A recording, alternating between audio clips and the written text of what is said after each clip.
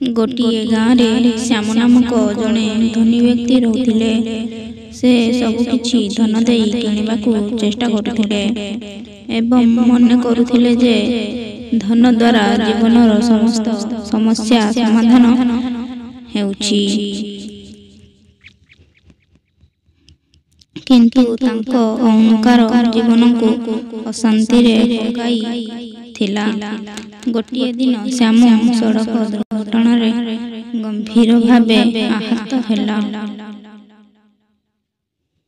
ମେଡିକାଲରେ ଭର୍ତ୍ତି ହେଲେ। ଶ୍ୟାମ ଅକ୍ସିଜେନ ଆବଶ୍ୟକ ହେଲା ଓ ଡାକ୍ତର ଖୁବ୍ ଭଲ ଭାବରେ ଚିକିତ୍ସା ଆରମ୍ଭ କଲେ। ଗୋଟିଏ ଦିନ ପରେ ସେ ସ୍ଥିର ହେଲେ ଏବଂ ଡାକ୍ତରଙ୍କୁ ପଚାରିଲେ, ଏହି ଅକ୍ସିଜେନ ପାଇଁ ମୁଁ କେତେ ଟଙ୍କା ଦେବି?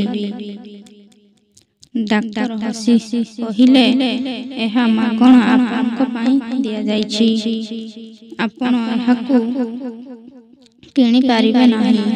ଯଦି ଜୀବନର ସବୁଦିନ ପାଇଁ ଅକ୍ସିଜେନ ଖର୍ଚ୍ଚ କରିବାକୁ ପଡ଼େ, ଆପଣଙ୍କ ସମସ୍ତ ଧନ କମ୍ ହୋଇଯିବ। କିନ୍ତୁ ପ୍ରାକୃତିକ ଭାବରେ ଏହା ଆମକୁ ମାଗଣାରେ ମିଳୁଛି। ଏହି ଉତ୍ତର ଶ୍ୟାମଙ୍କୁ ଅନ୍ତର୍ମୁଖୀ କରିଦେଲା।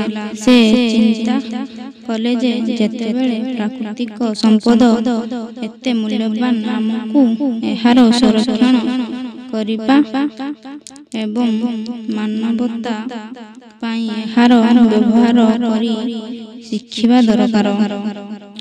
ଶ୍ୟାମ ଗାଁକୁ ଫେରିଗଲେ ଓ ଜଣେ ସାଧାରଣ ମଣିଷ ଭାବରେ ଜୀବନଯାପନ ଆରମ୍ଭ କଲେ।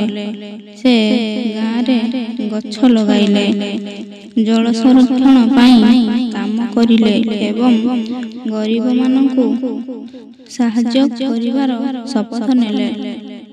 ସେ ଏବେ ବୁଝିଲେ ଯେ ଧନ ନୁହେଁ, ଜୀବନର ମୂଲ୍ୟ ଅନେକ ସମ୍ପଦରେ ରହିଛି।